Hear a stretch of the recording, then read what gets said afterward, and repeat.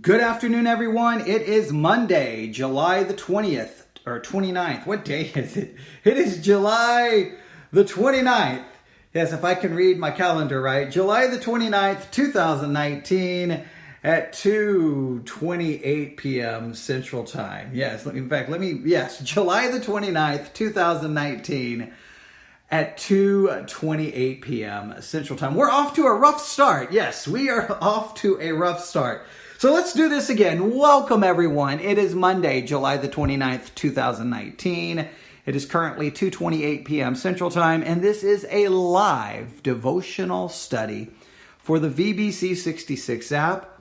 We've also learned that you can listen to us live via the Spreaker app. So, you have lots of choices if you would like to listen to us live. We would recommend you get the VBC 66 app because then you can listen to everything else that is posted and you can keep up with everything going on. You can get the VBC 66 app by going to the Apple App Store or the Google Play Store. Do a search for VBC, which stands for Victory Baptist Church, the number 66, which stands for the number of books in the Bible.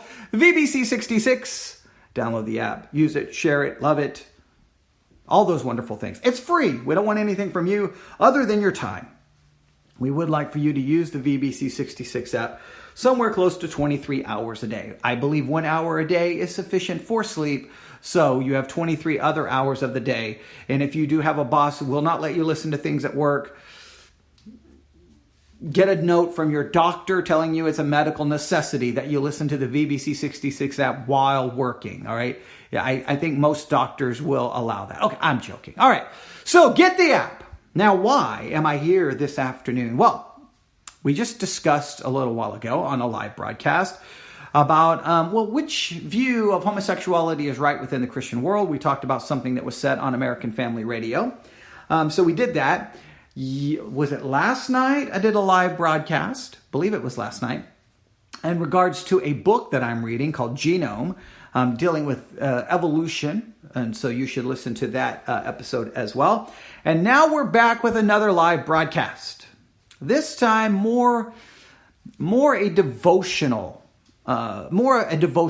kind of study is really the goal here. Let me explain.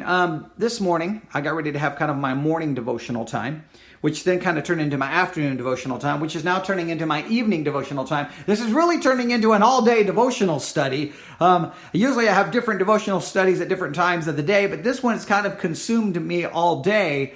And this is one of those situations where, you find something in the Bible, you see something in the Bible, and you're like, wow, I think that's really good. And then you go to a bunch of people and you're like, okay, listen, everyone, or you go live on the internet and you say, all right, everyone, I think this is awesome.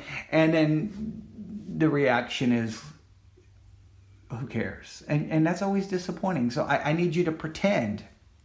I need you to pretend that what I'm about to say is awesome. I want you to pretend that what I'm about to say is revolutionary, or as many pastors like to say, this series will change your life. In fact, for $14.95, if you send that to us now, we'll send you a book, and we guarantee that it will change your life. We want to change your life, but we want $14.95. Well, in this particular case, it's free. I don't need your money, but I would like you to listen and hopefully give me some feedback because I think this is important. So let's talk about this. How do you handle delays? When there's a delay, when something is you think it's going to happen now, but it doesn't happen and you have to wait. How do you handle a delay? Now, I don't like delays. I do not. Let me just be honest with you. I'm not very good at that, right? I like a plan to be made. I like the plan to be executed just as it was planned. I like if other people are involved in said plan and said schedule, that they show up 3 minutes early at minimum. And if they show up late, my typical view is I am done with that human being as a person, as a friend, because I believe late people are narcissistic, selfish jerks who only care about themselves and don't care about anybody else. I don't do very good with that. So you can just tell I'm very military, I guess you could say, very strict. Okay, here's the plan. I need a plan. First, I need a plan every day. I need a plan for everything. I need a plan for the entire day needs to be planned out. And then if we say this is going to happen at 2 o'clock, it better happen at 2 o'clock. And if you're involved, you better be there at 1:56, because if you're there at 2:01, I'm done. All right. That's whether that's a godly attitude or not. I'm just being honest with you, all right? I mean, there's no use in pretending. I'm not one of those kinds of Christians who'd like to put on the little, church mask. Kind of what you get is what you get, right? So here we go. I don't do well, obviously, with delays. But I found an interesting contrast, all right? If you take two passages, one from the Old Testament, one from the New Testament, you have two situations where there is a delay that occurs. And in both situations, I think the reaction to the delays are not very good. One could argue really, really, really, really, really, really, really, really bad. Let me give you the example. The first example of a delay is found in the Old Testament book of Exodus. Exodus chapter 32. Exodus chapter 32, and I have it opened in the King James Version of the Bible. Now, just so that you know, I'm using an iPad to do this live broadcast. So if you hear this sound right here, that's me clicking to go from the software that does the live broadcast to my Bible app. All right, so just please note that if you hear that, I know for some people it may irritate you, and I apologize. I could place this iPad on a holder and then grab another iPad, but this is the way I'm doing it. So just it'll be okay. I mean, this is not costing you a lot of money, right? So all right, here we go. Now let's get serious. All right, now we're turning to the Word of God. So now it's time to get serious. All right, here we go. Exodus chapter 32. And when the people saw that Moses. Now, if I was at church, I would have everyone read the next word. And when the people saw that Moses. Yeah, usually you hear that silence. Sometimes that's what happens at church. And I'm like, okay, people, I need you to read the next word. And when the people saw that Moses delayed to come down out of the mount, the people gathered themselves together. All right, so Moses goes up into the Mount Sinai, right? He goes up there, right? We know that's where he's going to receive the 10 Commandments, all that. Okay, we understand what is kind of happening here. But in fact, make sure I see something here. Yes, okay. So Moses is up there. He's receiving the law, all the situation. Okay, I just wanted to check something really quick. And he's delayed in coming down. He's delayed. And as a result of being delayed, the people then gather themselves together. Now, why do they gather themselves together? Well, obviously they're bothered by the delay, all right? They're concerned for the delay. Now, what could they do? Could they be concerned? There's a lot of different ways of handling this. Well, Moses is delayed. Do you think he's okay? Hey, let's get together and let's have a prayer meeting and let's pray to God that Moses is okay and that he will soon return. Let's do that. No, they gather themselves together, okay, unto Aaron, and they said unto him, up. This is almost hilarious in some ways. If it wasn't so serious, it's almost comical. And they said unto him, up, make us which shall go before us. All right, look, Moses is delayed. I don't know how delayed he is. We'd have to figure that out. Whatever the case is, he's delayed. I mean, the text says that. So they were expecting him to be there sooner rather than later. And once again, I have the phone. I have the phone in the room. I don't know when I'm ever going to learn that lesson. All right. So I always just go live. But bottom line is Moses is delayed. He's delayed, and the people get themselves together, and their first thought here, because of this delay, their first thought is not a prayer meeting. Their first thought is not, well, what should we do? Their first thought is, hey, Aaron, make us some gods, which shall go before us. For as this Moses, the man that brought us out of the land of Egypt, we want not what has become of him. We don't know what's happened to Moses. So he's done. Okay. So next, let's move on. Let's move on. We don't know what's become of Moses. So it's time to move on. Give us some gods to go before us. All right. We don't have Moses to go before us. Let's give us some gods. You see kind of what's being forgotten in this whole issue of a delay is the God that delivered them out of bondage. They kind of forget God. Hey, we don't know what's become of God, of Moses, so give us some gods. Instead of inquiring to the God that had just recently had delivered them out of bondage. That's just an interesting concept here. Now, I don't want to push the text beyond what's intended here, but in this descriptive passage of what occurred, I think we can stop and ask ourselves, sometimes when delays occur, we forget God. When a delay happens, all we see is, wait, this was supposed to happen, this didn't happen, this impacts me. We become preoccupied with self and we forget God.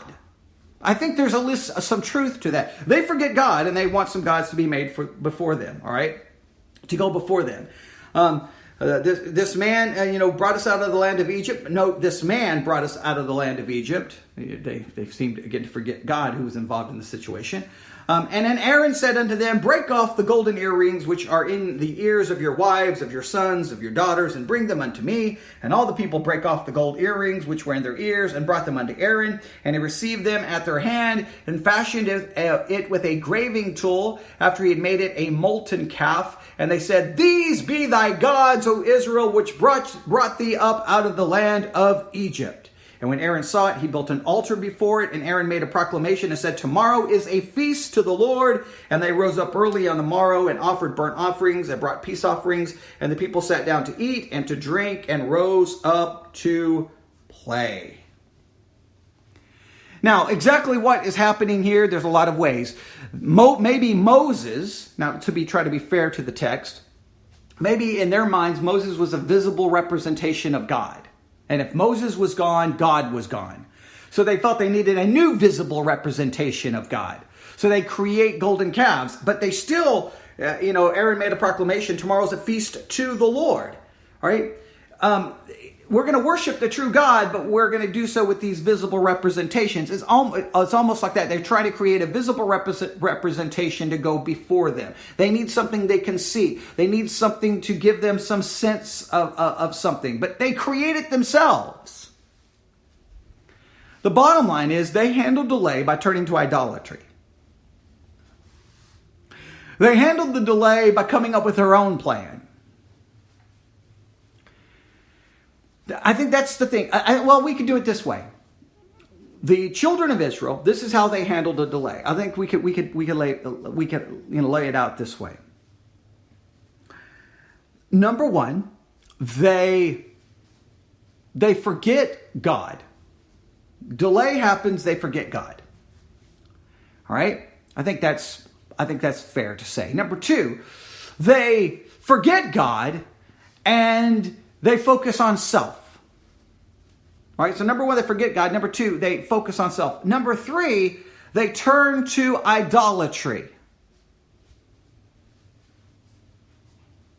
They forget God, they focus on self, and they turn to idolatry. I think we can say that those are probably three very clear applications that we could derive from this entire situation that occurs here. So there's Exodus chapter 32. All right, there is a delay. This is how they handled the delay.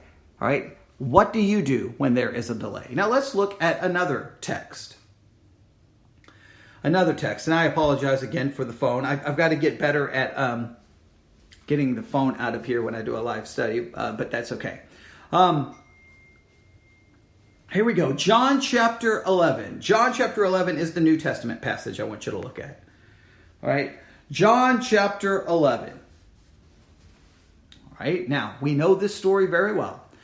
Now, a certain man was sick, named Lazarus of Bethany, the town of Mary and her sister Martha. It was that Mary which anointed the Lord with ointment and wiped his feet with hair, whose brother Lazarus was sick. Therefore his sister sent unto him, saying, Lord, behold, he whom thou lovest is sick. When Jesus heard that, he said, the sickness is not unto death, but for the glory of God, that the Son of God might be glorified thereby. All right? Jesus perceives the sickness in a far different way than we would perceive it, because he perceives this entire situation to be for God's glory. Well, we perceive it as, oh, here's an emergency, someone is sick, get help, help, help. He sees it, wait, the sickness is not unto death, this is for the glory of God. He perceives the situation far different. Now, Jesus loved Martha